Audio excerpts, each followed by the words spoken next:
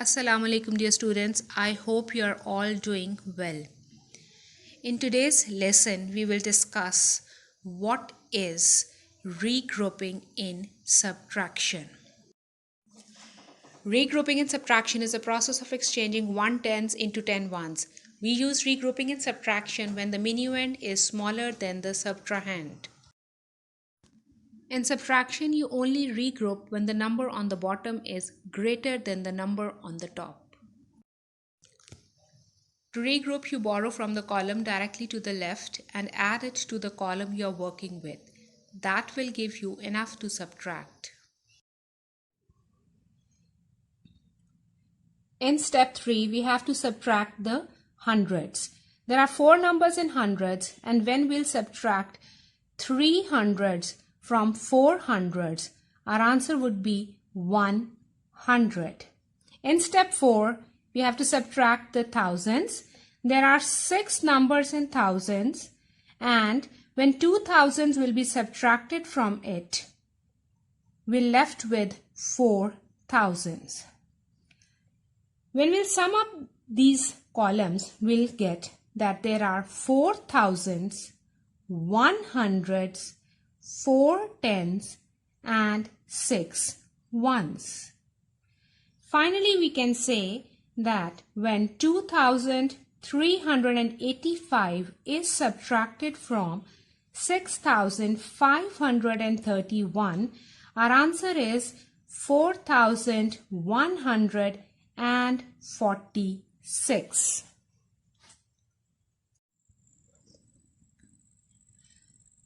In the first question, we have to subtract 2,385 from 6,531. For solving this subtraction, we have to use regrouping in different columns. In the step 1, we have to regroup 1 tens into 10 ones. Here you can see in the column of ones, on the upper side we have 1 and 5 is to be subtracted from 1, which is not possible as 1 is smaller than 5. In this case, we'll regroup the column of tens and we'll regroup 1 tens into 10 ones. Then we can subtract the ones. In the beginning, we had 3 tens and 1 1. After regrouping, when we'll borrow one number from the column of tens, there would be left 2 tens and 11 ones. 2 tens and 11 ones. Now we can easily subtract 5 from 11 and our answer is 6. Then comes the column of tens. We have 2 on the upper number and 8 is to be subtracted from 2, which is also not possible. So here in step 2, we'll regroup 100 into 10 tens. We'll subtract the tens. In the beginning, we had 5 hundreds and 2 tens. When we'll regroup 100s into 10 tens, it becomes 4 hundreds and 12 tens. Now we can easily subtract 8 from 12 and our answer is 4. Another example, we have to find what is the difference between 5,000 and 1,234. Again, we'll use the place value table to find the difference. You can see 0 ones is less than 4 ones, so there is a need to regroup.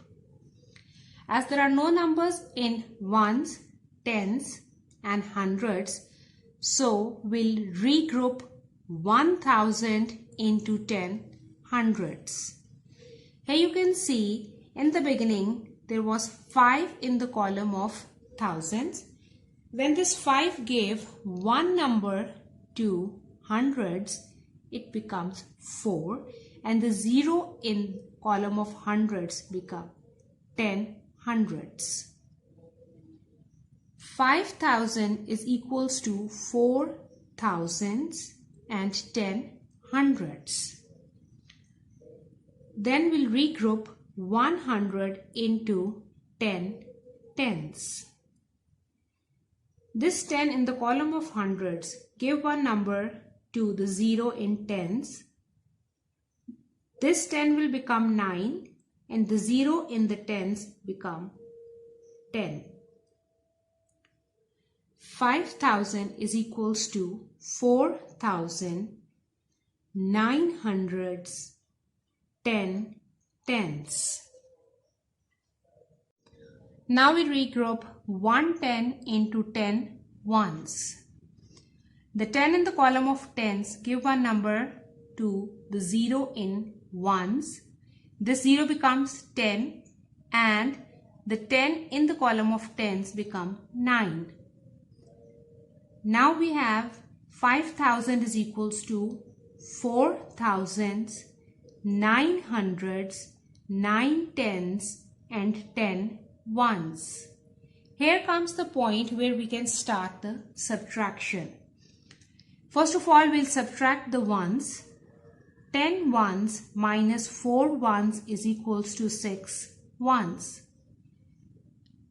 Then we'll subtract the tens. 9 tens minus 3 tens is equals to 6 tens. When we'll subtract the hundreds, 9 hundreds minus 2 hundreds is equals to 7 hundreds. And in the end, we'll subtract the thousands. 4 thousands minus 1,000 is equals to 3 thousands. Here you can see in the place value table, we are left with 3 thousands, 7 hundreds, 6 tens and 6 ones. Finally, we can say if we subtract 1,234 from 5,000, our answer would be 3,766. Students, let's solve a question of subtraction. In the A part, you have to subtract 94 from 6,746. We write the starting number first. 6,746. And the number we are taking away underneath, 94. As there are no numbers in these two boxes, we can put zeros here. We have to make sure that the numbers are in the correct columns. We work across the columns from right to left. First of all, we'll subtract 4 from 6 and the answer is 2. Then in the second column, we have to subtract 9 from 4. As 4 is the smaller number, so it cannot subtract 9. We'll borrow a number from the next column. Here you can see it's 7 here. This 7 will give one number to 4. It will become 14. And the 7 will become 6. 14 minus 9 is 5. 6 minus 0 is 6. And in the last column also, 6 minus 0 is 6. So our answer is 6,652. Let's solve another question. Here also we'll write the numbers in the column.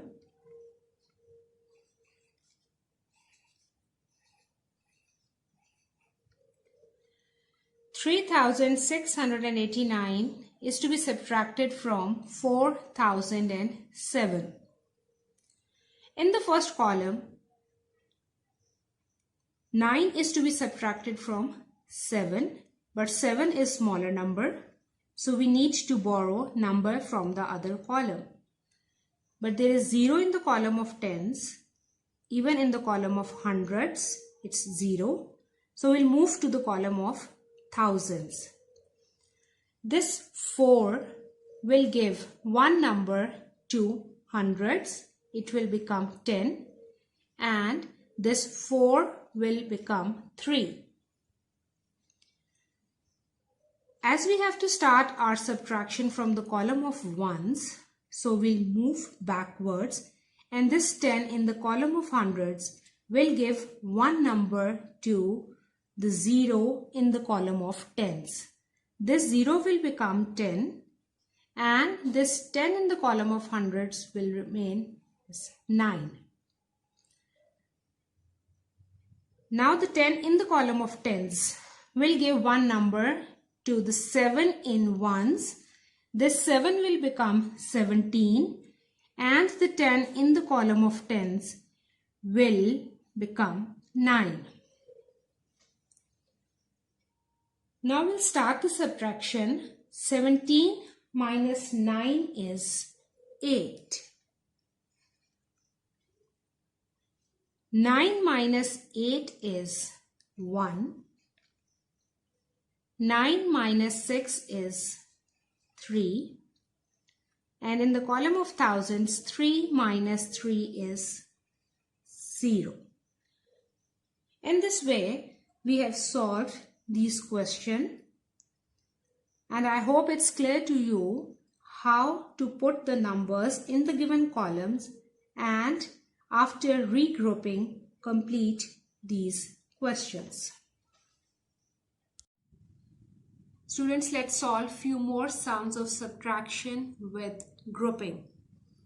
In the A part, we have to subtract 3,930 from 6,229.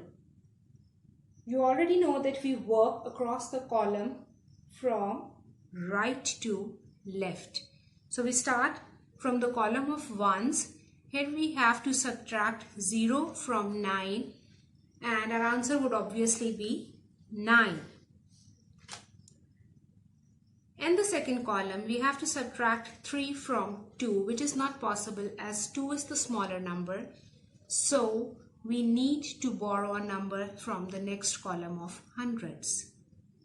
Here is 2. When 2 will give one number to tens, the tens will become 12, and there would be left 1 in the column of hundreds. Now 12 minus 3 is 9 also. In the column of hundreds, we have to subtract 9 from 1. Here again, we'll borrow a number from the column of thousands, which has 6 thousands. This 6,000 will become 5 when it will give one number to the column of hundreds. Now 11 minus 9 is 2.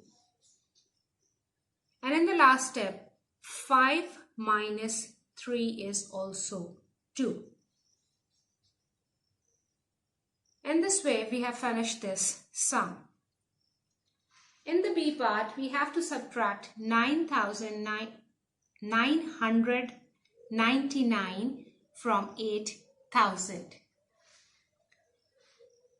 In the column of ones, we have to subtract 9 from 0, which is not possible, so we'll borrow a number from the next columns.